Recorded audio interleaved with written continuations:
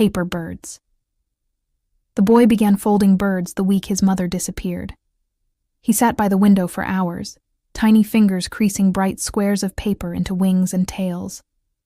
The sound of folding, the soft whisper of paper surrendering to shape, became his lullaby. His father said nothing about it. He only watched from the kitchen doorway, eyes hollow, cigarette smoke drifting around his silence. "Where's Mom?" the boy would ask. "She's gone for a while," the father would say. "But she'll come back if we keep busy." So he kept folding. Every bird became a prayer for her return. Years passed.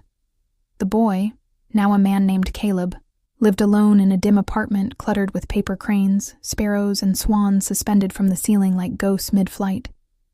They swayed whenever he opened the window, their shadows fluttering across the walls like fleeting memories. Caleb worked quietly at a local bookstore. He didn't talk much. His colleagues found him kind, if a little distant, and his habit of scribbling notes on scraps of paper and keeping them folded in his pocket went mostly unnoticed. Until the day Dr. Halden asked him about his father. "I don't remember much about him," Caleb said, eyes fixed on the paper swan he was folding during the session. "It was mostly just Mom and me." Dr. Halden frowned. "Your records show your father was alive until you were 15. Caleb's hands froze mid-fold. "That's not possible," he whispered. "It was just us." Something dark flickered behind his calm expression. After the session, Dr. Halden began to review Caleb's case notes. The gaps were wide, entire years missing, whole sections of his childhood reduced to fog and silence. She decided to visit his apartment for a home evaluation. When she arrived, the first thing she noticed was the sound. The faint rustle of wings, not real, but paper. Hundreds of them, maybe thousands, hanging from threads that crisscrossed the ceiling. The air smelled of glue, dust, and something faintly metallic, like dried blood on paper. Caleb smiled politely, offering her tea. "They help me think," he said, gesturing to the birds. "They remember things I can't." She studied them closely. The birds weren't made from ordinary paper. Each one bore faint ink marks, printed words, half visible beneath the folds. She leaned in and saw a letterhead. Police Department, Missing Person Report. Her breath caught. "Caleb, what are these?" He looked up at her, confused. "Just old flyers I found. They were everywhere when I was a kid." "Flyers for who?" she asked softly. He hesitated. "Mom, I think." But as her eyes adjusted to the dim light, she realized not all the names matched his mother's. Some were male. Some had different surnames. One, yellowed and brittle, bore Caleb's own.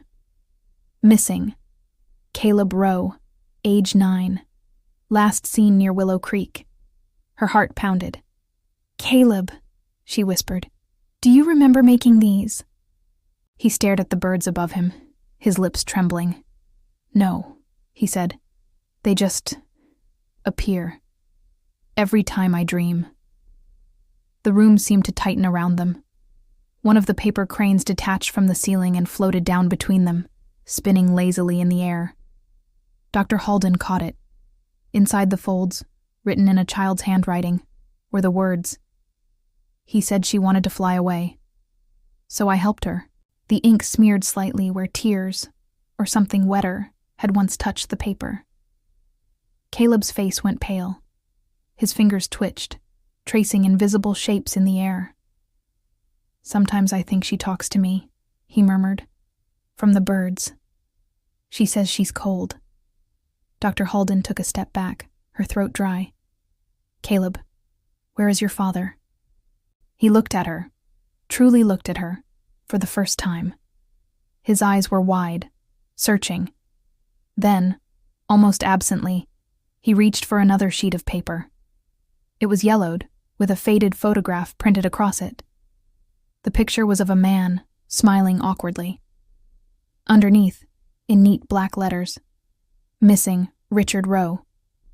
last seen 3 weeks after the disappearance of his wife. Caleb's hands began to move, folding the paper with practiced grace. Crease by crease, the man's face disappeared. Outside, the wind picked up, brushing against the window. The paper birds above them swayed, rustling softly like whispers. Dr. Halden stepped toward the door, trembling. "Caleb," she said, "put that down." He smiled faintly. "Don't worry," he whispered. "I'm almost done." As the final crease fell into place, a small paper bird sat in his palm, delicate, perfect, silent. And from somewhere within the forest of hanging wings, a faint flutter answered back.